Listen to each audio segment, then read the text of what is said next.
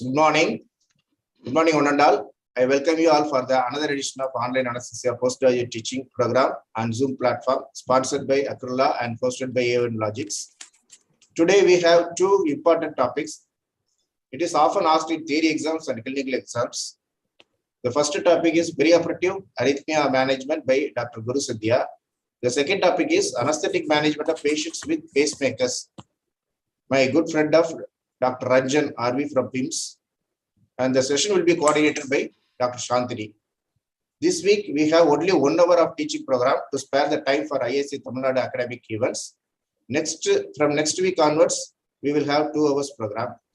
I have one important announcement here. I'll share my screen.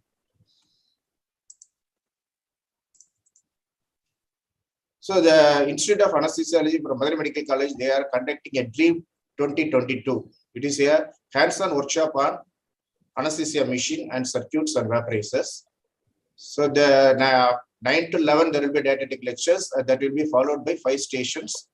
The station will deal with workstation circuits, pressure regulators, anesthesia ventilators, and vaporizers and breathing circuits. So it is a good opportunity. So don't miss it. You can make use of it. They allow only 150 participants. Already the registration has crossed 100. So be quick to register and make use of this opportunity. Thank you. Now I hand over the session to my session coordinator, Dr. Santhiya Madam. Madam, please. Very happy morning to one and all. Welcome to online anesthesia. Today we are going to see 2 important topics in cardiovascular system. First one, I invite Dr. Guru Santhiya to speak on perioperative management of arrhythmias. Over to you, Dr. Guru Santhiya. Sir, am I audible? Yes. Good morning, one and all. I am Dr. Guru Santhiya, and I will be discussing on perioperative arrhythmias. So, what is an arrhythmia? An arrhythmia is any abnormality in the conduction or rhythm or rate of the cardiac conduction. It can either be symptomatic or asymptomatic, and it is the most common abnormality in the perioperative period. Dated in IJA 2007, they have documented an incidence of about 89% with continuous monitoring, and the incidence is so high in the perioperative period. The mechanisms involved in arrhythmias are very many. These are the 5 which are included in it. One is re-entry, for which the examples are supraventricular tachycardia and ventricular tachycardia. Any injury to cardiac tissues or automaticity, ectopic foci, and mutation in the ion channels can all be a cause for arrhythmia in the perioperative period. So, if at all an arrhythmia occurs, why should you treat that arrhythmias? These arrhythmias are actually in the perioperative period capable of producing a hemodynamic instability, which can affect the perioperative outcome and can lead to increased perioperative morbidity and mortality, which can lead to increase in ICU stay and hospital admissions. So in the perioperative period, it is very important to identify and treat the cause and the arrhythmia for a better perioperative outcome. So the causes in the perioperative period includes patient factors, which may include the patient may be a pre-existing cardiac patient, or the patient may be of old age, which may predispose him to multiple atrial arrhythmias, or it can be procedure related like intubation, extubation, central venous catheter, or a laparoscopic surgery, and so on. Any pre-existing pathology in the patient, may it be cardiac or fever or sepsis or hypothyroidism or hyperthyroidism, can predispose a patient to have a perioperative arrhythmia.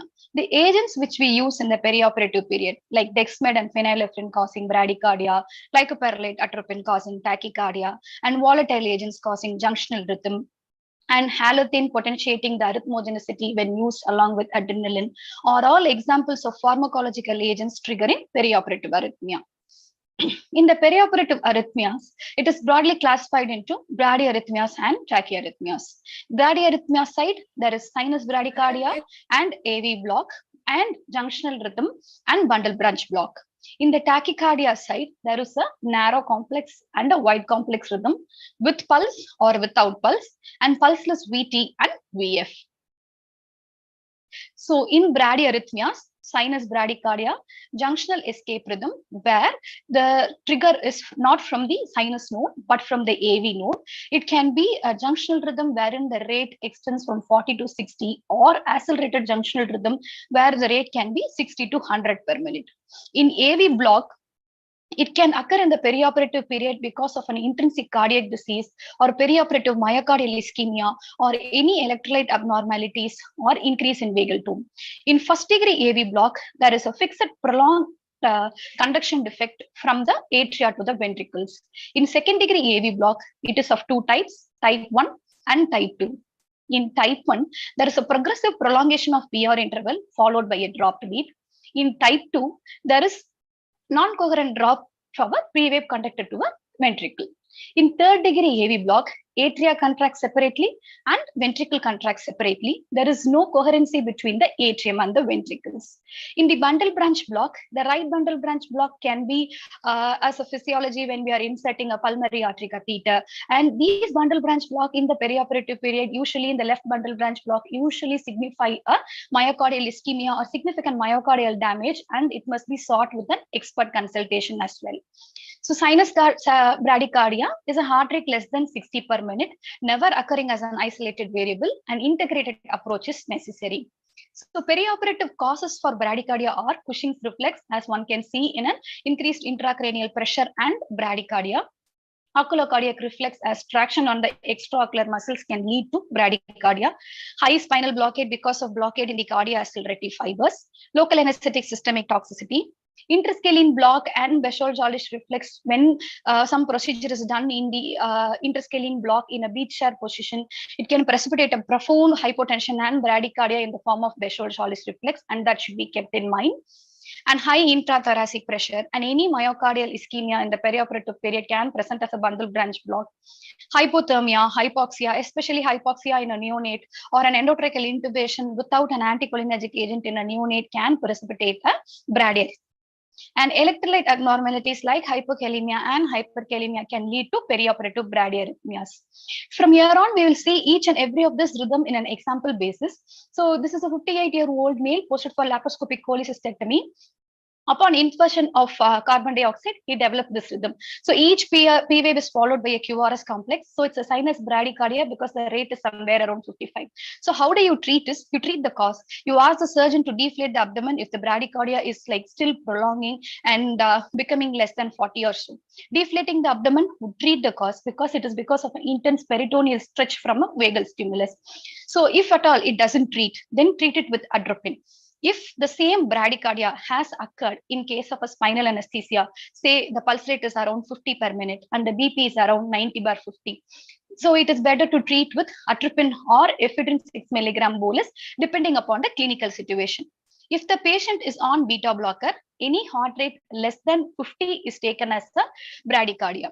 Any heart rate less than 40 is not well tolerated, or because the cardiac output will not be enough to meet the demands even in a normal healthy adult male. So any bradycardia less than 40 it is imperative to treat.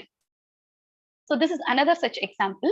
He's a 44-year-old CAD patient going on for a bowel resection, developed this rhythm. As you can see, the P waves are independent and the QRS complex is independent. This is a complete heart block which has developed in the perioperative period. Patient being a CAD might have triggered a perioperative MI. That may be a cause for complete heart block. The treatment for this would be a transcutaneous spacing or transvenous spacing. Second example is another patient with multiple comorbidities with an obstructive uropathy. As you can see here, one P wave is conducted, the other P wave is not. One P wave is conducted, the other P wave is not. But the PR interval is normal. So this is a second degree type 2 AV block. Provided he is hemodynamically stable, we have to actually put him on transvenous spacing and then treat. Since it's an obstructive uropathy, hyperkalemia can still be a cause, and hyperkalemia has to start for and to be treated in the perioperative period. So treat the cause and treat the arrhythmias and then improve the perioperative care. This is another case scenario. He's a 78-year-old male. Upon reversing from a normal uneventful general anesthesia, developed this rhythm. So here there is no P wave, but it but the QRS complex is normal. So this is the junctional rhythm with the bradycardia type, not an accelerated rhythm, but is just a junctional rhythm. So treatment would be normally this rhythm developing in case of any volatile agents being given, usually revert to normal. But following neostigmine, it is better to administer atropine in the perioperative period to improve the rhythm to a sinus rhythm. So any bradycardia or bradyarrhythmia in the perioperative period, you see and recognize that there is a bradyarrhythmia. You check for the pulse. If there is no pulse, then it is a PEA and start CPR immediately. If there is pulse, then give atropine. So treatment in the perioperative period for bradyarrhythmias include glycopyrrolate, ephedrine 6 mg IV bolus when it is a spinal anesthesia induced one. Atropine 0.5 mg is an ACLS guided dosage, but 0.6 is what is available with us, and you can use it very well. And if the bradycardia is not responding to atropine, you can still use isoprenaline 0.02 to 0.04 milligrams bolus and 5 mics per minute infusion. Adrenaline and dopamine are the one which are advised in the ACLS guidelines for perioperative bradycardia. Adrenaline at a dose of 2 to 10 mics per minute and dopamine at a dose of 5 to 20 micrograms per kg per minute, titrated to the patient's response. So transcutaneous spacing is useful when there is a type 2 second degree AV block and a complete AV block for improving the cardiac output and the hypotension which would concomitantly occur. So transcutaneous spacing involves attaching the pacing patch from the defibrillator.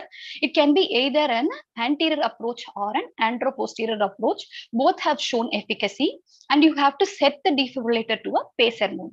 You have to increase the pacer output from 60 milliamperes until capture. Say if the patient is capturing at 70 milliamperes, the patient is taking up the pacer spikes only at 70 milliamperes. Then you set the pacer output at 80 milliamperes and then set the pacing rate on the rhythm. You have to confirm capture by tracing the pacer spikes in the ECG and then the improved perioperative outcome. So coming on to perioperative tachycardia. In perioperative tachycardia, you've got a narrow complex and a wide complex rhythm. See, this narrow complex rhythm can be regular or irregular. In regular, see for the presence of P wave. If the P wave is present, then it is sinus tachycardia. If the P wave is absent, then it is an SVT or AV nodal reentrant tachycardia or AV reentrant tachycardia. If the narrow complex rhythm is irregular, then again check for the presence of P waves. If the P wave is present, then it's an atrial flutter. You will see the flutter waves in the ECG, and also when the morphology of the P waves are more than 3 or like the P wave keeps varying in morphology, then it's a multifocal atrial tachycardia. If the P wave is absent in an irregular rhythm, it means an AF. So AF is a narrow complex irregular tachyarrhythmia, and SVT is a narrow complex regular tachyarrhythmia without a P wave.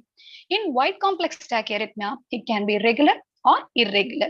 In case of regular, it can be VT or SVT with aberrancy. It is actually very difficult to differentiate between these two, and treatment would involve depending upon the perioperative setting. In case of irregular, it becomes VT or VF. So the wide complex can be VT or SVT with an aberrancy. The VT can be monomorphic or polymorphic. So any narrow complex tachycardia, first of all, appreciate it's a sinus tachycardia or an atrial tachyarrhythmia which has occurred, and check for the pulse. Always, whenever a tachyarrhythmia or bradyarrhythmia occurs, you check for the pulse and the blood pressure. If there is no pulse, it's a pulse PEA, start CPR. If there is hypotension or impending arrest, you do an electrical cardioversion. If the BP is okay or in a hypertensive side, the inadequate depth or so many other factors can be a cause for the narrow complex tachycardia, and you treat them accordingly. So narrow complex tachycardia, the first one is sinus tachycardia. There are any number of factors in the perioperative period which can lead to a sinus tachycardia. One among them is pain and inadequate depth of anesthesia, which we see it very commonly in our routine practice. Usually it is accompanied by hypertension. So pain can be treated with a shot of opioids, and inadequate depth, you deepen with either an intravenous agent which you are using or an inhalation agent which you are using that would settle the tachycardia which has occurred because of these two. The patient can be a febrile patient or a hyperthyroid patient who is uncontrolled. So the patient factor is also very important, which can lead to sinus tachycardia. Giving a shot of paracetamol would decrease the temperature and decrease the heart rate in such patients. It can be procedure related, as in a laparoscopic surgery, increasing the sympathetic surge, intubation, which can increase the heart rate and the BP. So deepening the plane is the key for intubation, and extubation stress response can be prevented by giving Xylocard, and there are so many manuals which are available to prevent the extubation response. Any orthopedic patient who is posted for a limb or a femur fracture, upon reduction, developing a sinus tachycardia with hypotension and decrease in end-tidal carbon dioxide, circulatory embolus can be a cause, and that has to be treated, and only then the sinus tachycardia will revert. Then coming on to hypovolemia. This usually presents as tachycardia and hypotension. So that also has to be kept in mind. Any patient who is dehydrated or in the perioperative period itself has to be adequately hydrated. It is common practice that the patient somewhere is kept nil per oral throughout the night. So hypovolemia can be a cause, and that has to be treated. Ongoing surgical loss, which has led to anemia, can lead to a physiological increase in heart rate to compensate. So anemia we treat it with PRBC. In the perioperative period, given that the antibiotics given in the theater, then anaphylaxis is a potential cause of sinus tachycardia with hypotension and bronchospasm that always has to be kept in the differential diagnosis when dealing with sinus tachycardia and hypotension with bronchospasm. So this is about sinus tachycardia. So this is a case scenario wherein a 45-year-old gentleman who is a known CAD undergoing a FEMPOP bypass, complaining of palpitations, has a stable rhythm. So this is, as you can see, the QRS complex is narrow and it is regular, but there are no P waves. So there are no P waves. So this is a supraventricular tachycardia. The treatment is, since the patient is hemodynamically stable, you can give an adenosine of 6 mg IV bolus. Initially, you can start with the vagal maneuver. If the carotid sinus massage is effective, then that is enough. If the carotid sinus massage is not effective, you can give adenosine 6 mg IV bolus. If it is not responding, you can go to 12. If an adenosine is not available, you can also see for esmolol if it is available and give a bolus dose and treat the supraventricular tachyarrhythmia. If at all this patient was hemodynamically unstable, then we would have actually treated them with the synchronized cardio version of 50 joules to 100 joules. If the patient has no pulse, then it becomes a pulseless electrical activity and you go for CPR. So any irregular narrow complex tachycardia, as we have seen, it becomes a atrial fibrillation when there is no P wave. So the treatment depends upon whether the patient is hemodynamically stable or unstable, whether you are aiming for rate control or rhythm control. You achieve for rhythm control when the AF is acute onset or when there is no pre-existing cardiac illness or only the age factor has triggered. So that time you attempt a rhythm control. If the patient has got a chronic AF, in the intraoperative period, he is developing an AF with fast ventricular rhythm. That time you achieve for a rate control rather than a rhythm control. So what is the precipitating factor? If it's pain or sympathetic stimulus, fever or hypoxia, which is stimulated, and that also has to be kept in mind. Any perioperative AF, it is imperative that we refer the patient to the cardiologist to start them on anticoagulation, because if the structural heart is not normal or if the AF is persistent, then it is actually better to start off the patient with an anticoagulation. So this is a 70-year-old male patient who was posted for a pelvic abscess drainage followed by a colostomy. He had in the echo severe severe PAH with an RA and RV dilatation. The case was done under GA without any event. Post extubation, he was complaining of mild pain and then he developed this rhythm. So this rhythm, as you can see, it's an irregular rhythm. It's obvious, isn't it? And there is no P wave which is following a QRS complex, and this is a coarse P waves which is seen. So that's a coarse AF which he has developed because of the underlying severe PAH which he has got in the preoperative period itself. He was hemodynamically stable, so we have given him amiodarone 150 milligrams IV bolus, followed by 1 milligram per minute for 6 hours and 0.5 milligram per minute for 18 hours. If he was hemodynamically unstable, since it's an acute AF, before that the rhythm was normal, we would have attempted a synchronized cardioversion of 120 to 200 joules in the perioperative period. The treatment depends upon whether the patient is hemodynamically stable or unstable. If the patient is unstable, never hesitate to cardiovert. If the patient is stable, treat them with the medicines which is available in the sitting for you, especially amiodarone.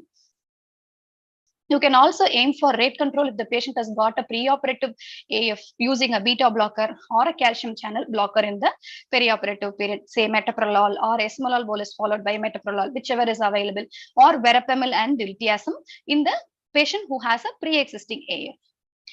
So coming on to ventricular arrhythmias, ventricular premature complexes are the one which are usually troublesome and we see so often in the perioperative period.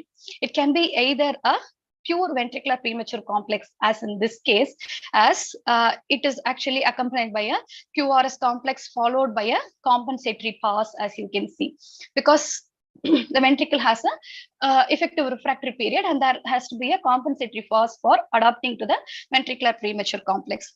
If it is of same morphology, as you can see here, it is from a single source. If it is of different morphology, then it can be a multifocal VPC, which can occur when there is an ectopic foci in the ventricle as well. So when every other beat is a VPC, it is a ventricular bigeminy. When every third beat is a VPC, it is a ventricular trigeminy. When every fourth beat is a VPC, then it is a ventricular quadrigeminy, and so on. When it is this VPC, when there is more than 3 consecutive VPCs which is occurring, we call them as ventricular tachycardia.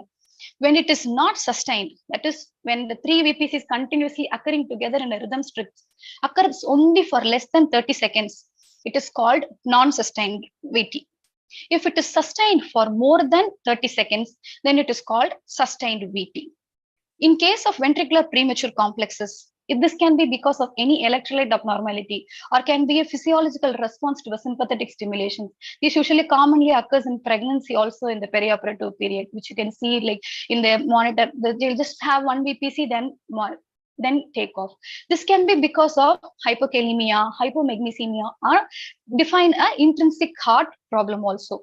But if it is concerning, say if it is less than 3 per minute, you need not treat it and it will not be hemodynamically significant. But if you feel it is more than 6 per minute, then you can treat it with lidocaine bolus of 1.5 milligram per kg and treat the cause, whether it is hypokalemia or hypomagnesemia. Give magnesium and then you will treat the ventricular premature complexes which is occurring. Coming on to wide complex tachycardia. Wide complex tachycardia, in case of a ventricular fibrillation, has never an organized contraction, so it will always be pulseless. So it can be treated only with defibrillation. We always have to look for 5H and 4Ts if ventricular fibrillation occurs with the effective CPR. In case of ventricular tachycardia, it can be wide complex tachycardia. It can be either ventricular tachycardia or supraventricular tachycardia with an aberrancy. It is actually very difficult to differentiate these two in the ECG, provided we can get an expert help, then they can help us. If it's a ventricular tachycardia, it can be monomorphic or polymorphic. In case of monomorphic tachycardia, it can still be a stable VT or an unstable VT. So in case you're going to do a defibrillation for a ventricular fibrillation or an electrical cardioversion for AF with hypotension, you always, if the patient is under spinal anesthesia or if the patient is awake, you always ensure adequate sedation and analgesia and then only perform a cardioversion. You cannot perform a cardioversion on an awake patient because that will scare them more than the arrhythmias.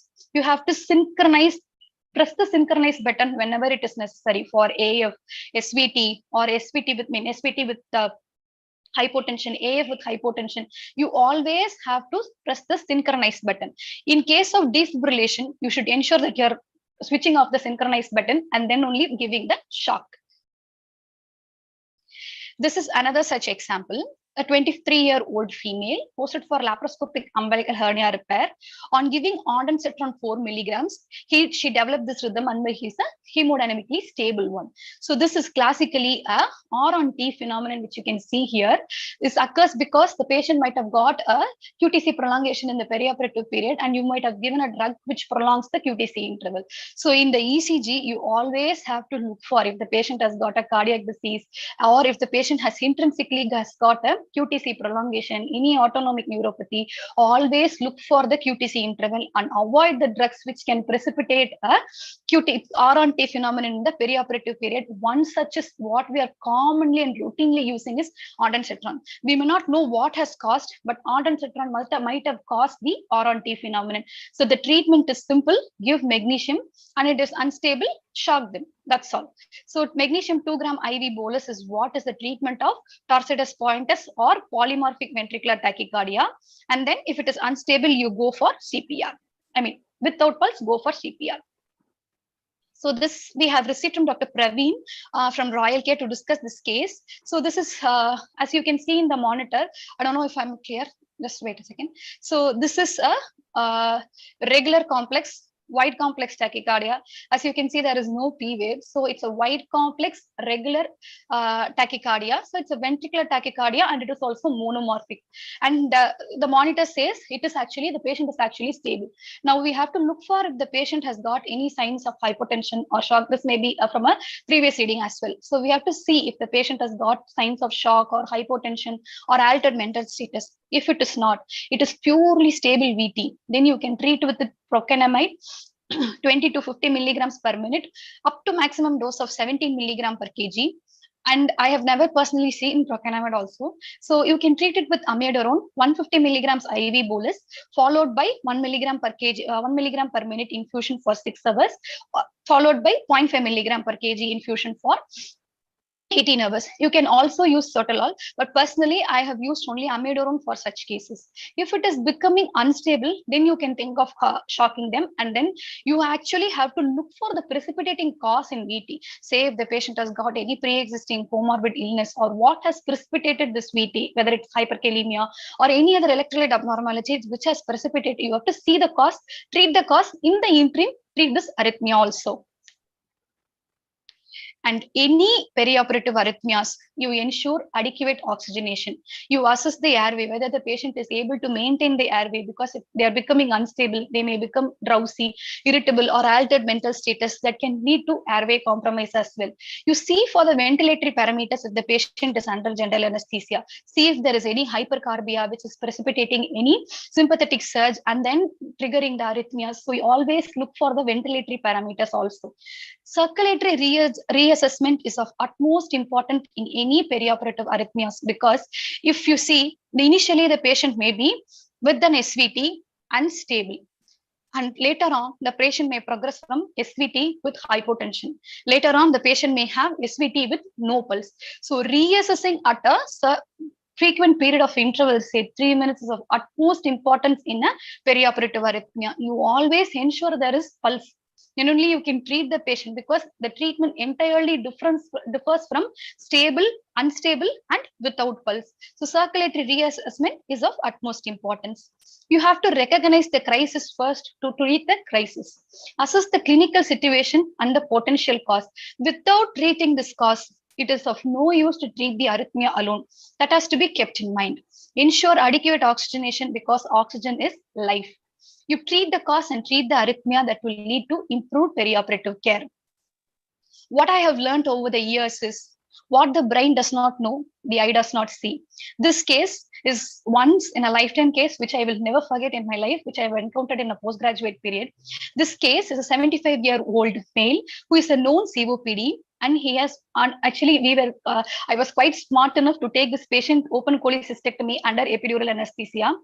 During that, he developed the procedure was uneventful. It was taken by a team and was handed over to me in the IRCU.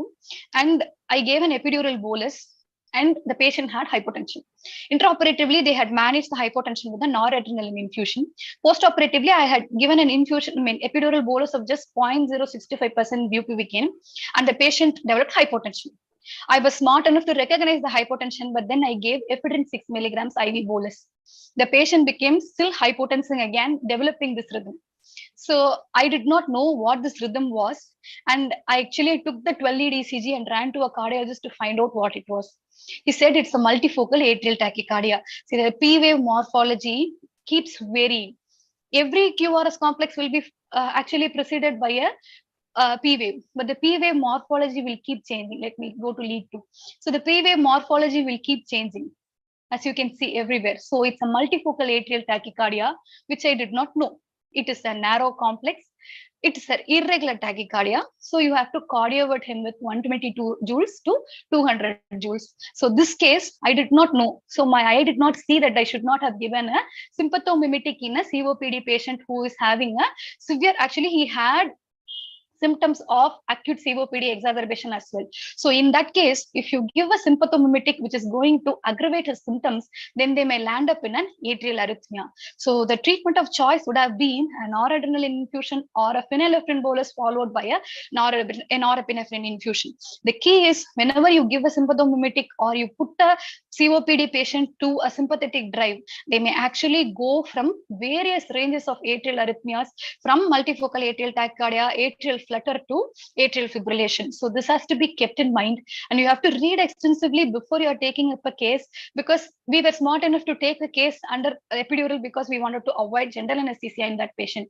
But I did not know this ephedrine can precipitate such a rhythm. So you have to know the patient while you are taking what can precipitate an arrhythmia and what has led to an arrhythmia to improve the perioperative care. Always in anesthesia, it is about calling for help. Whenever you are confused, whether it is a VT or SVT with aberrancy, you actually treat, if it is hemodynamically stable, you give adenosine 6 milligram. If the rhythm is reverting, it must have been an SVT. If the rhythm is still not reverting, then it must have been a VT. Then you actually treat with amiodarone. If the pulse is stable. If they are unstable, you are going to cardiovert, and that there it is going to end the problem. But then, even then, if it is not reverting, you can actually call a cardiologist or a fellow anesthesiologist to call for help in the perioperative period.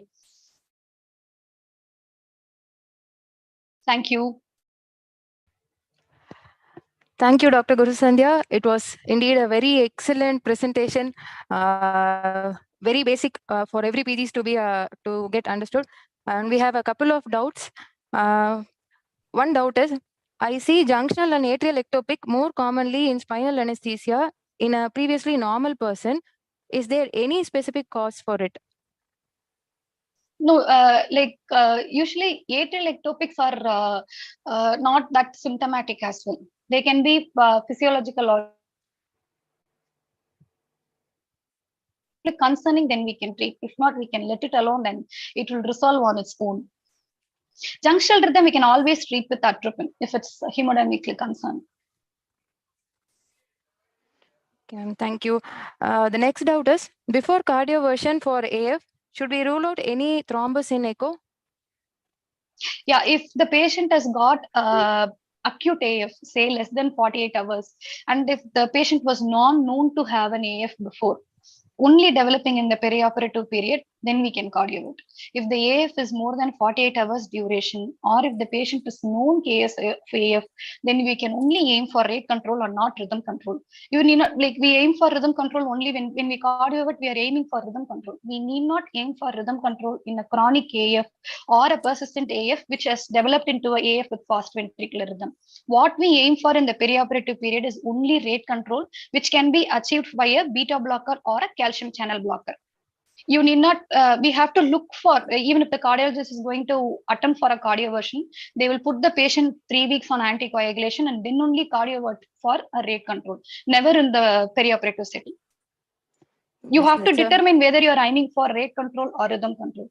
If it is acute, yes, we can attempt for rhythm control, provided the heart is structurally normal, or before we would have seen if the patient is previously a cardiac patient and echo. But if the echo doesn't have an LA thrombus and if the AF is less than 48 hours, then you can cardiovert. If it is more than 48 hours, it is dangerous. We need not do it. We can aim only for rate control with beta blockers, calcium channel blockers, digoxin, if the patient has got an MS or so. Okay, thank you very much, and that's a very important point. Thank you. Now we can move on to the next topic, and I invite Dr. Ranjan sir to speak upon how to manage patients on pacemakers. Dr. Ranjan sir is a professor and HOD of PIMS Pondicherry. He's a former ISA president, Puducherry. He has conducted various TE workshops and airway workshops in South Zone and ISA conferences, and his areas of interest are cardiothoracic anesthesia and regional anesthesia. He has published over many original papers, 15 original papers, and also case reports. Over to you, sir. Good morning, ma'am. Am I audible? Is my slides visible? Yes, sir. You're audible, sir. Thank you. Thank you so much for the introduction, madam. First and foremost, I should congratulate and thank Edward, sir, for starting this academic activity. I really appreciate your effort and patience in teaching postgraduate students as well as consultants, and kudos to your team, sir. So today, I'll be discussing about anesthesia for patients with pacemaker. Okay. Yeah. Let's start with the case scenario. This is a 65-year-old gentleman who met with an accident. He has a left humerus fracture, left side humerus fracture, and he's posted for plating and plating of the humerus. History-wise, he also shows that he says that he has a cardiac implantable electronic device inserted 1 year back, and he is asymptomatic now as per the cardiac complaints are contained, and his X-ray shows this feature. Can anybody tell us what exactly, which type of cardiac implantable electronic device is this? By the X-ray, can we make out what it is? You can type it in a chat. We will take that at the end of the session. So he has this and he doesn't have any symptoms now. He's a known coronary artery disease patient.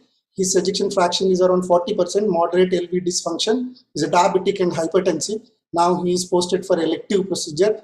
How are we going to manage these patients? So how do we manage?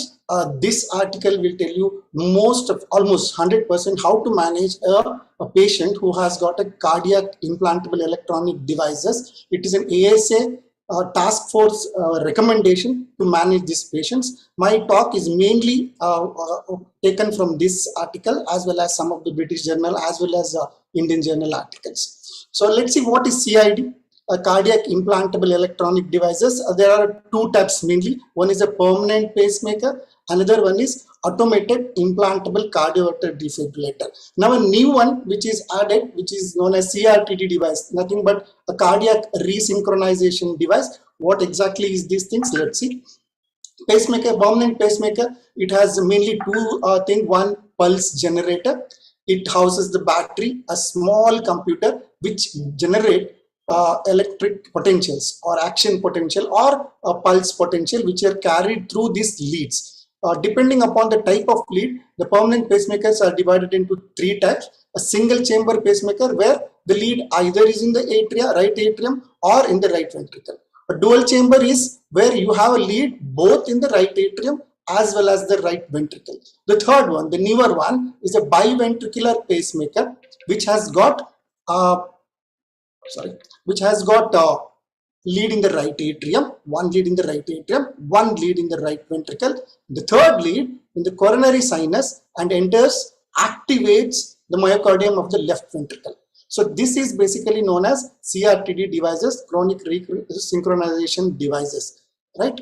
So that is pacemaker. What is AICD? AICD is 2.0 of permanent pacemaker. The extra added feature, apart from the permanent pacemaking, it has an extra added feature to treat ventricular tachyarrhythmia by overdrive pacing or to treat defibrillation by giving a shock. So, so this is helpful in those patients who suffer from sudden cardiac death or repeated cardiac defibrillations. Cardiac ventricular fibrillation. The third one is cardiac resynchronization therapy devices. Okay, this is a modified one, 3.0 of the permanent pacemaker. It's a permanent pacemaker facility, plus it activates LV and RV together. There is a synchrony between the RV and LV. A normal patient can tolerate by atrial and ventricular leads. RVs activates and LV activates little later compared to RV in a normal permanent pacemaker. This can be tolerated well by good LV patients, but if the patient has in a failure patient, a NYHA class 3 or 4, his ejection fraction is less than 35%, they will not tolerate this type of dyssynchrony. This is called as pacemaker syndrome. So whoever is having a pacemaker syndrome, probably they need the third lead, that is coronary sinus activating the LV, which is known as CRTD devices, right? So this is how the CRTD device, where through the coronary sinus, the third lead activates the left ventricular myocardium, and then RV and LV beats in synchrony, prevents any failure symptoms or pacemaker symptoms. Indication simple, permanent pacemaker is basically problem with any conduction system. If the patient has, apart from this, he has a life-threatening tachyarrhythmias or repeated ventricular fibrillation, then AICD is the treatment of choice. And if the patient has a heart failure, ejection fraction is less than 35%, NYHA class 3 and 4, severe LV dysfunction, then CRT is the treatment of choice. Permanent pacemaker indication, there are plenty. If you go into the journals, there are boxes of indications, but in general, it is classified as class 1 and class 2 indications, where class 1 is symptomatic sinus node dysfunction, symptom in the form of syncope along with bradycardia, or third degree complete heart block, or type 2 second degree AV block, regardless of the symptoms, and permanent atrial fibrillation with symptomatic bradycardia is a class 1. Definitely it will benefit. Class 2, symptomatic chronotropic incompetence, symptomatic type 1 as well as type 2 second degree heart blocks, and syncope of unknown etiology, and by investigation it has found out that there is a sinus node dysfunction. They are the candidates for permanent pacemaker. Nomenclature, probably everybody knows about this nomenclature, a bit confusing one, but it is important whenever we are managing a permanent pacemaker patient coming for surgery. It is it was given by North American Society as well as the British Pacemaker and Electrocardiographic Societies. This is called as NBG Grading. It has 5 letters. Okay, each is position 1, 2, 3, 4 and 5. What is important is these 3 positions, first, second and third. Fourth is also important. Fifth is only for CRTD device. First position is spacing, which chamber is spaced. The pulse generator sends the electric potential to which chamber is the first position. It can be atrium alone, ventricle alone, or both atrium and ventricle, which is called as dual. Sensing. Sensing is basically to find out if the patient has his own intrinsic atrial activity or ventricular activity. So if it senses the atrium, it is A. If it senses ventricle alone, it is V. If it senses both atrium and ventricle, it will be dual. You can switch off the sensing also, none. It will be a 0. Response, when you sense the chamber, what is the response? Either it can inhibit the pulse maker to send a pacing potential to this, that is the I, or trigger. You can trigger the pulse maker to send a pacing potential to either atrium or ventricle. So it can be inhibition, trigger, dual, or none. Now the triggered is of historical importance. We don't use it regularly for most of the pacemakers. Trigger is good if the patient is on in a ventilator. If the patient is on ventilator, there is a trigger to trigger the breathing, right? So it will prevent the rate of or breathing exercise can be prevented if you have a trigger T there. But heart, it's all or none phenomena. If there is a activity, it will be 100%. If there is no activity, nothing, 0%.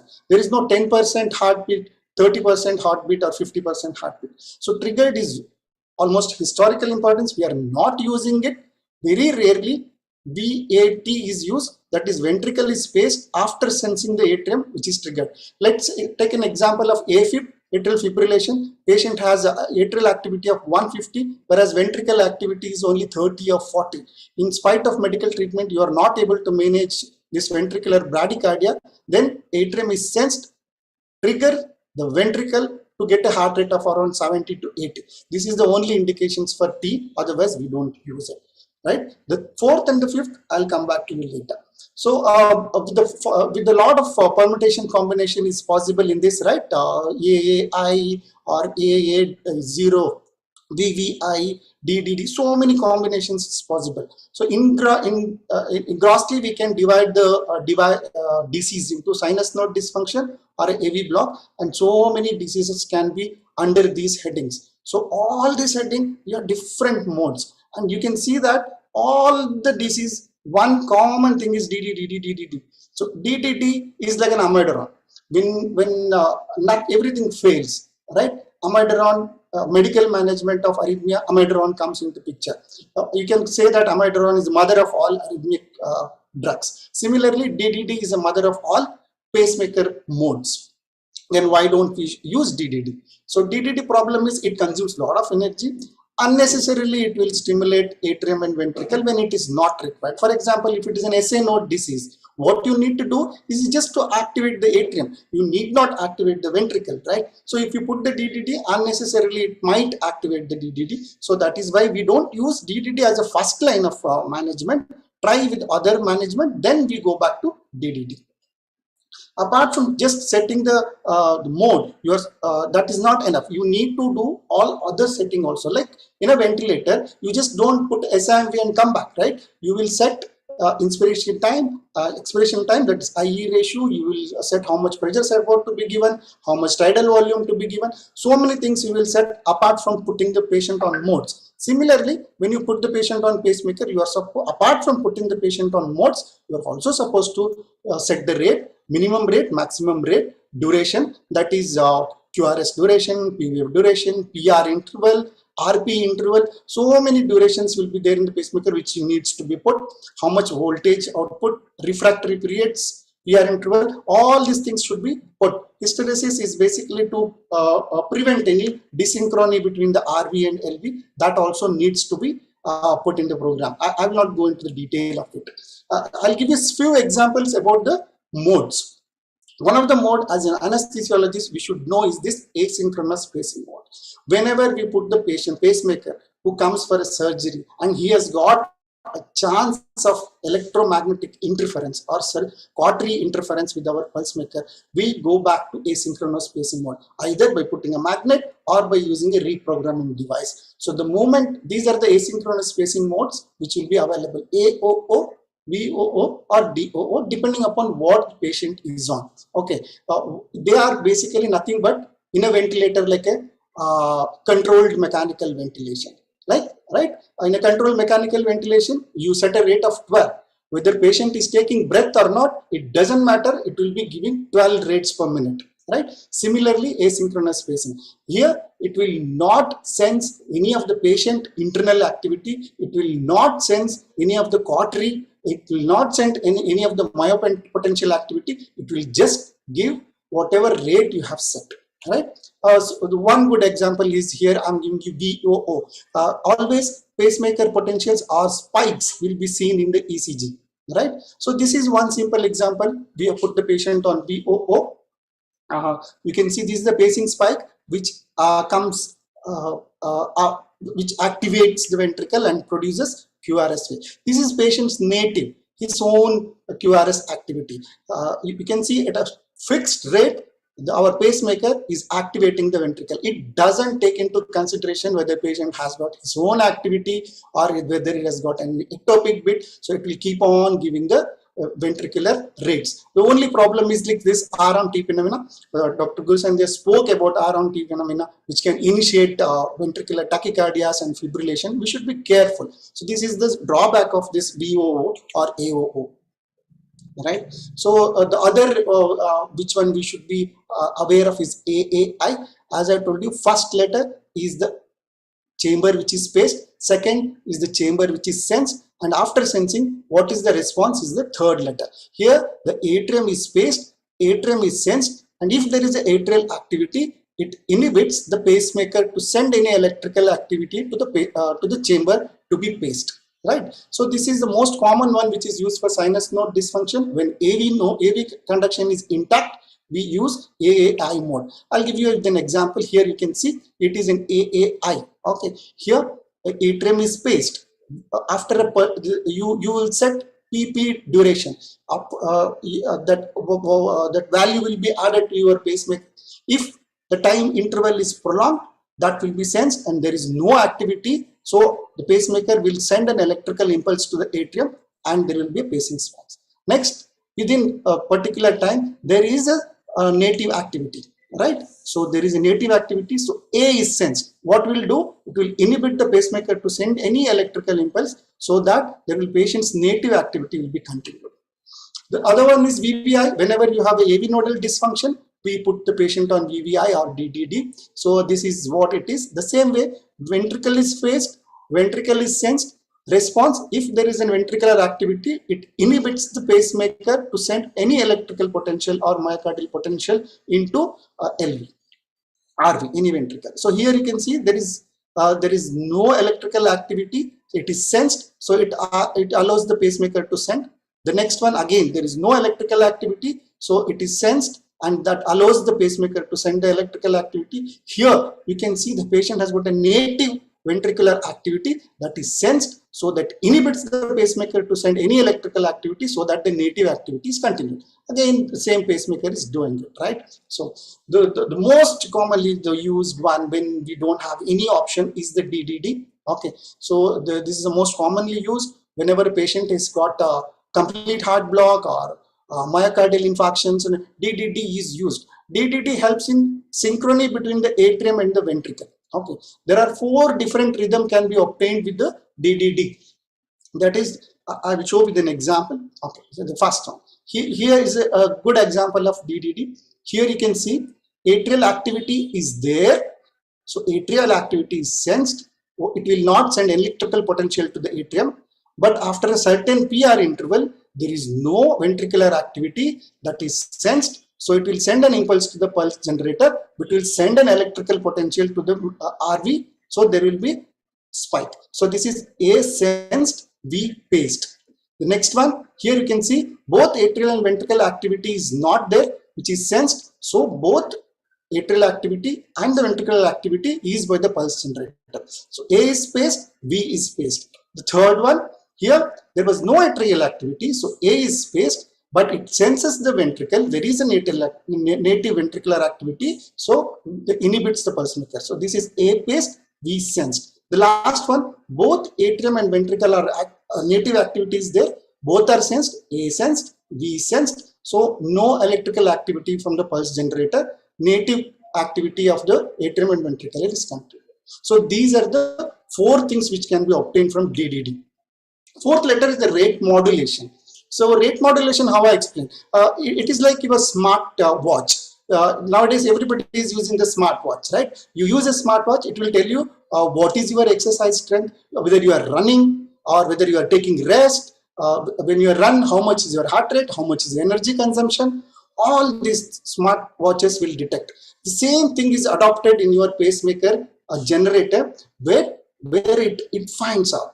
Permanent pacemaker, the first 3 modes are like a robo. Whatever you are sensed, whatever you are given, the feeder, that will only go into it. It doesn't have any sensory, any emotion. This 4th rate modulation, when you add, it finds out what the patient is doing, whether there is an activity. With the activity, you need to have an increase in heart rate. So that is added into the 4th letter, the rate modulation. It is good when the patient is not coming for surgery, but when the surgery, this letter needs to be switched off. Unnecessarily, it can sense the cautery activity, it can sense the myopotential activity, it can sense the shivering and unnecessarily alter the pacemaker potentials. So 4th letter, irrespective of what the patient is, what procedure he is coming, should be switched off when he comes for surgery. 5th letter is a multi-site pacing. It is only for CRTD device where the patient has got both RV and LV, right? So that if it is there, that number is added to the 5th position, which very rarely concerns to us during the surgery.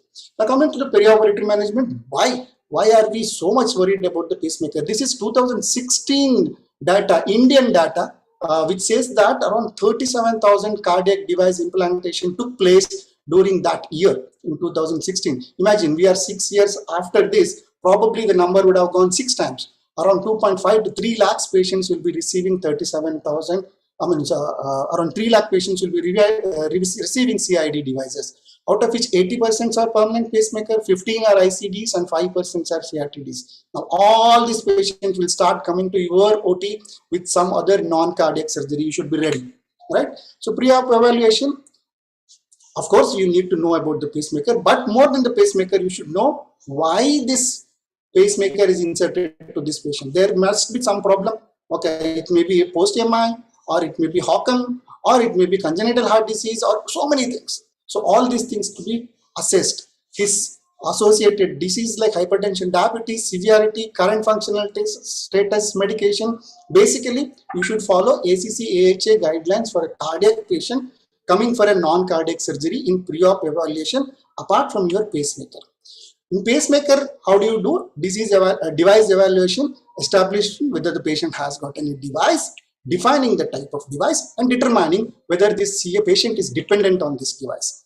How do you establish whether the patient has a device? It's a very, very meticulous one. Whenever you insert a device, you will get a notebook, you will get a sticker, which always will be attached to patient case sheet or medical records, which will say that what type of device has been inserted. Even otherwise, with the chest X-ray, you can identify what type of device patient is having. ECG should be taken to find out whether the patient is dependent on pacemaker or not. Right? So, how do you know that with the chest X-ray what type of patient, what type of device patient is having? See here, we have 3 types of devices here. This is a single chamber, ventricular pacing, okay, single chamber, permanent pacemaker. Here, 2 chamber, permanent pacemaker, one in the atrium, one in the ventricle. Here, 3 chamber, one in the atrium, one in the right ventricle, another through the coronary sinus into the left ventricular. So, biventricular spacing, 2 chamber pacing, single chamber pacing. So, X-ray is good. The third one, AICD. This is what AICD looks normally. Okay, this is how the AICD looks under the X-ray. You'll have 2 shock coils. One it will be in the superior vena cava, one will be in the right ventricle. So these shock coils will be visible in the chest X-ray. So this you can see. In this X-ray, you can see the shock coils, one in the superior vena cava, one in the right ventricle. So shock coils, whether it is a CRT device or a permanent pacemaker device, shock coils will be very easily seen in the X-ray. It is important to know what type of device. I'll tell you later. Defining the type of device. One, through the X-ray, you know, if the patient has a record, it will have an idea whether it's a PPM or a AICD or a CRTD device, or otherwise in chest X-ray.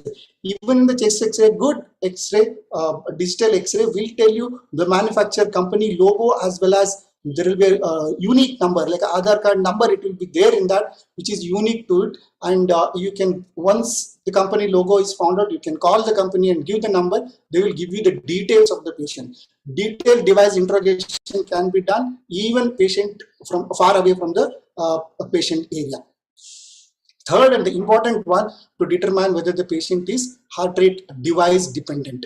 So there are 3 things we should know.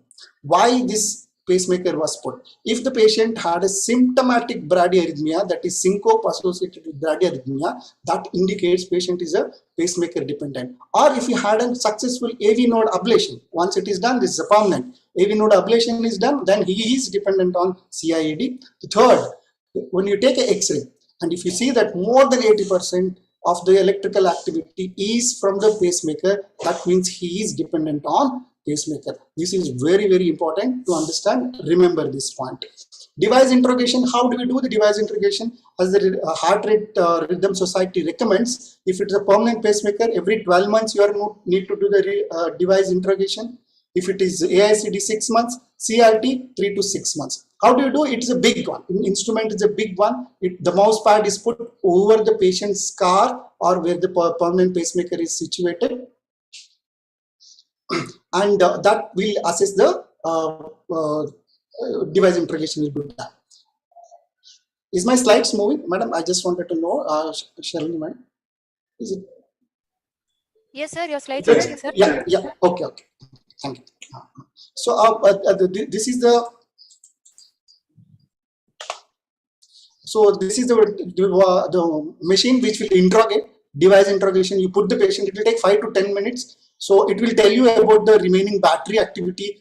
In this, it is 13 years. Usually, Indian Metronics will run for 7 years. and it also gives you what is the P wave potential, what is the R wave potential, what are the pacing durations which you have kept, what is the mode, what was the lower heart rate, higher heart rate. Also, you can change the modes. It is a DDD mode. We are changing into VVI mode. Once you put the patient on VVI mode and convert into whatever mode here into asynchronous mode or whatever mode you. So the only problem is it takes around 15 to 20 minutes to do this device interrogation and changing, and you need an expert to do all these things, right? So that's the only thing. But all these patients, if it is more than 1 year or 6 months of AICD placement, you need to interrogate these devices. Now, preoperative preparation, the main thing which is concerned for us is whether there is an EMI interference, electromagnetic interference. Okay, if there is there, do we need to reprogram this CID pacemaking into asynchronous spacing mode? And if there is an AICD, or suspend all anti-tachyarrhythmia functions. When you're doing this, you should make sure that temporary pacing and defibrillator equipment is always available. Don't depend entirely on the permanent pacemaker if you do asynchronous mode. And also possibly be aware about the possible effect of anesthetic techniques on the CID. So EMI, what is EMI? It's an electromagnetic interference which can disrupt the operative electronic device when it is in the vicinity of electromagnetic field. Why are we worried? Because it can inhibit the pacing due to ventricular oversensing. The cautery as sensed as a R wave, okay, or P wave, and that will be sent to pulse maker. So it will prevent sending any pulsing, potential pulse maker activity, and patient can go into severe bradycardia or severe tachycardia. This signal can be noted as R wave, and that if it is heart rate is 180, 200. This electrical potential is sensed as R wave, and it can give shock or it prevents sending any electrical impulse. So the EMI is a dangerous thing to happen intraoperatively for all the pacemakers. So what are the factors which causes EMI? The most one is the electrocautery, monopolar more than the bipolar, above potential monitors, nerve stimulators. Okay, we will come to that. Fasciculations caused by scolins can cause an EMI. Shivering, large tidal volume. If your fourth letter, that rate modulation is on, then the large tidal volumes can cause a problem with the pacing. It acts as an EMI. External defibrillator, MRI, radiofrequency ablation, ESWL, ECT, all this can cause EMI. Okay, so how can we prevent? The simple is, if the EMI and CID interaction decreases as the distance increases. If it is more than 15 centimeter or if it is more than 6 inch, the chances of EMI is very less. Monopolar causes more likely. Okay, coagulation mode causes more EMI compared to the cutting. Okay. Cautery tool and current return pads, if they are positioned very near to each other, then EMI is very, very less. Using short, intermittent, irregular burst at the lowest feasible one prevents EMI. So this is what I'm saying. If the cautery pad is near to your cautery, then the electric current runs from the cautery to the pad in this direction. Imagine this pad is kept somewhere in the shoulder or in the scapula. When the current passes through all the way from the inguinal area towards the pars, probably affecting your pacemaker. So always, if you're using a monopolar cautery, always use the pad very near to it. Mechanical interference, apart from EMI, even mechanical interference can cause, that is your CVP guide wire, it can mechanically dislodge the lead or itself can stimulate the atrium and ventricle, which is dangerous to the patient. Atrial oversensing because of your guide wire, that can also inappropriately increase the ventricular pacemaker. Even bone saws, whenever the orthopedics procedure, whether they are doing a THR, TKR or humerus plating, this bone saw can also cause a problem, mechanical interference. So reprogramming, I already, how do we prevent this? Is by doing two-way. One, with a programming device, reprogramming device, which I showed you, interrogating device, that itself converts the magnet, which is very simple one and easy, which converts any mode into asynchronous mode. Reprogramming with the programming device, it should be done by trained personnel. You need a big equipment. It will turn both permanent pacemaker as well as AICD into asynchronous mode. So this is the advantage. AICD it has two functions. One, anti-tachyarrhythmia, another pacing. Only the reprogramming device converts AICD into asynchronous. Magnet will not convert AICD into asynchronous mode. It will convert only AICD into anti-tachyarrhythmia disruption. Okay. So with the magnet, it produces asynchronous spacing, AAO, DOO, or VVO. It suspends only the anti-tachycardia function of AICD, not the permanent pacemaker function in the AICD. Right? So basically, it converts into asynchronous mode. This patient, he has got this is a pacemaker syndrome. Sorry. Okay. There's a disturbance in the audio, sir.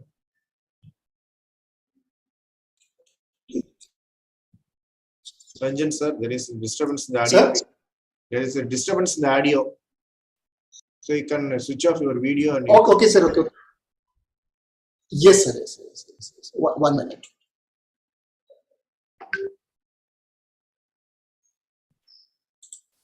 Okay. Yes, sir. So is it better now? Better now. Yeah. So you proceed, sir. Yeah. So here you can see the patient is got a high risk, mode. Now this always you keep the magnet and just simple pacing the magnet over the scar, or it is gone into asynchronous mode of 60 to 80, whatever you have setting. Right, it is 80 beats per minute. At the moment you remove the magnet, it will go back to its original position. It takes hardly 1 or 2 seconds to convert. So when do you need to do reprogramming? If unwanted patient movement from an ICD shock, even if there is no EMI, if if the surgeon is doing an intraocular operation or a neurosurgery, where precision is important, patient movement should be prevented. Even though if there is no EMI, it should be reprogrammed, right? Okay. Intraoperative management, all ASA monitor, the same ACC AHA guideline should be used. So whenever you are using a ECG, you should be very careful. EC monitor should be put to diagnostic mode rather than the monitor mode, because diagnostic mode gives wider frequency responses. Pulsemaker potentials can be seen easily. So here you can see this patient is on a temporary pacemaker, but similarly, so you can see this patient was put on a 90 atrial AAI. Okay, you can clearly see the pacing potentials here, the atrial activity. So that is because the patient was in a diagnostic mode. I hope you are able to see the video and as well as see this is the diagnostic mode and this is the monitor mode. So if you put the patient on monitor mode, see, you are not able to see any pacing spikes. It looks like as if patient has got his own native heart rate. Okay, so always put the patient on diagnostic mode where you can see clear pacing spikes and you know that your pacemaker is working properly. So this is very important whenever a patient is on monitoring on the ECG, right? Always keep transcutaneous spacing or defibrillator pad next to the patient throughout the procedure. So what happens is this is the monitor which has both the transcutaneous spacing facility as well as defibrillation facility. It usually comes with the disposable pads which any patient who is on a permanent pacemaker should be applied. Okay, normally what we do, we put one on the left side and one on the apex. All right. So by this the electric current passes like this, it can inhibit your permanent pacemaker. So when the patient is on permanent pacemaker, always put anterior-posterior so that current passes anterior-posteriorly, preventing any disruption. So you have in this defibrillator, you have a mode, pacemaker mode as well as cardioverter mode or a defibrillator mode. You put it in a pacemaker mode, it will go into asynchronous mode, AAO or VEO, DOO, whatever it is, and it will give you the transcutaneous spacing. When your PPM is not working, it is disrupted or it has some problem, then you can go back to the transcutaneous. Also, if the patient is on AICD, you have converted into disrupted the anti-tachycardia, then you can do cardioversion as well as defibrillation depending upon the patient condition with these transcutaneous pads. So that is the important of it. Anesthetic agents, there is no particular effect of anesthetic agent on the CIED, but high doses of fentanyl or dexmedetomidine should be avoided since it can cause tachycardia. As Dr. Guru Sandhya was talking about long QT syndromes, so you should always be careful. Avoid these drugs, methadone, haloperidol, ondansetron, and high doses of inhalation agents. All these things can affect the long QT syndrome and cause problem to the patients. Whatever it is, you should consider that these patients are cardiac patients coming for non-cardiac surgery. So you should follow all the ACC/AH guidelines and avoid all these factors which can cause malignant arrhythmia. Even the patient is on pacemaker, hyperkalemia, hypokalemia, hypoxemia, factors which can cause MI or catecholamine stretch. All these things should be avoided. Right? Succinylcholine, succinylcholine causes fasciculation, which can cause EMI. So, but it is transient. Usually it will not affect the pacemaker. Lot of studies, case reports have been shown that it will not affect the pacemaker. So if it needs to be used, it can be used. Even for ECT, scoline can be used. The effect will be very minimal. Hemodynamic management, remember always, they are on pacemaker, they will not respond to hypovolemia. There won't be any tachycardic response to hypovolemia. Be very ready with this. So you have to be very careful with the fluid replacement. Avoid indirectly acting drugs. In the event of arrhythmia or bradycardia, immediately the magnet is applied, remove it and get the anti-tachyarrhythmia function ready. Failure of the rhythm to revert, then use the external defibrillator or cardioversion to get the revert. Emergency surgery, you don't have a time to evaluate. Patients who are undergoing supraumbilical surgeries are at very high risk. So you always be ready with the magnet, whatever it is, and transcutaneous spacing and defibrillator should be ready. Post-op management, the main function during the post-op is interrogating and restoring the CIED functions. Rate and rhythm should be monitored. Keep the transcutaneous spacing defibrillator till patient is shifted from the recovery room to the ward. Right? Specific conditions, MRI, most of the devices in India are not MRI safe. MRI is not advised for pacemaker. Nowadays, in the Western countries, the new devices, MRI safe devices have started coming. Till that comes to India, MRI is contraindicated in case of pacemakers. Lithotripsy and RF ablation radiation therapy, as long as the beam is away from the pacemaker, it can be safely be done. If the beam is very near to the, not in the lithotripsy, in RF radiation therapy, if the beam is near to the pacemaker, then probably you need to put the patient on asynchronous mode. ECT, again, lot of studies, case reports are there which says that ECT will not affect, even if it affects, it will be transient. So ECT plus scoline can be safely be done. Peripheral nerve stimulators and pacemaker. There is one report in 2008, it's a meta-analysis. They did a lot of studies were analyzed, and it shows that PNS, which uses 2 milliamperes of current, will not affect. Even if it is a supraclavicular block, you are using a PNS to identify the brachial plexus, it will not hinder, it will not affect the permanent pacemaker. So PNS, peripheral nerve stimulator, can be safely used even if the patient is on pacemaker, need not put them on asynchronous mode. So this was the case scenario, right? We had a humerus fracture, patient had a AICD very next. So the distance is very less than 6 inch. Obviously, they're going to use a bone, drill, as well as they're going to use cautery. So there will be an EMI. Okay, so what we are supposed to do? So if you are watching it in a mobile, probably you won't be able to see this. I'm really sorry. Let's say this patient, you can see he has got a 2 high radio things. That means patient is on AICD, not simple pacemaker, right? So he is on ICD. Will there be an EMI? Of course, yes, because very near to the ICD. So you need to deactivate the ICD, either using a programmer or a magnet, right? Is the patient pacemaker dependent? What are the factors which will tell you the pacemaker dependent? If he has all the activities by the pacemaker, he is a symptomatic bradycardia. If AV nodal ablation has been done, yes. Then if the distance is less than 15 centimeter, of course, yes. Then you need to reprogram with the reprogrammer, not with the magnet. ICD, if you reprogram with the magnet, it will only abolish anti-tachycardia, not the PPM. So both to get an asynchronous mode plus AICD abolishment, you need a reprogrammer. If the distance is high, then only magnet will be ready is enough, right? If the distance is very high and there is no EMI, magnet can be just kept there. So to summarize, be ready to face more CIDs, have a multidisciplinary team, anesthesia cardiologist, educate the surgeon about the EMI and the effect of EMI on the CID. Always keep magnet as well as transcutaneous pacemaker ready. Always follow ACCH guidelines. Remember, these are the cardiac patients who are coming for non-cardiac surgery. Avoid factors which can trigger tachycardia and arrhythmia. Keep a close watch on EMI and ACU interactions.